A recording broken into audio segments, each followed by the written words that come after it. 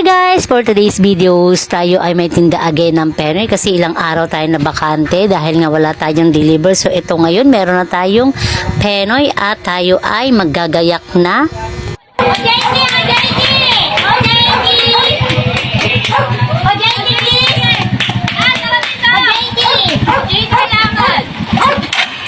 So guys, Hello, nga pala, guys. narinig niyo yung sinabi ko na OJT. So biruan lang kasi namin yun. Kasi nga kapag ako nagagayak ng Penoy is lumalapit na talaga si Karen sa akin. Tapos minsan kapag sasabihin niya naman sa akin, ate, meron ka na bang Penoy? Dali, labas na natin. Tutulungan na kita magayak. So si Karen talaga is madalas siya sa akin tumutulong ng Penoy. So kaya naging biruan na rin namin na ganyan yung OJT kasi nga guys, ganito kapag ako nang naglalabas ng Penoy is maraming lumalapit sa akin na tumutulong ganyan. So talagang naaaliw din talaga silang maglinis ng Penoy, yung katulad niyan yung mainit. So guys, naka-gloves nga kami diyan kasi nga sobrang init ng Penoy kasi nga kahango ko lang namin ang asawa ko diyan sa may kalan. Kaya yan guys, naka-gloves kami. So guys, dito nga kasi sa amin, maaaliw ka dito sa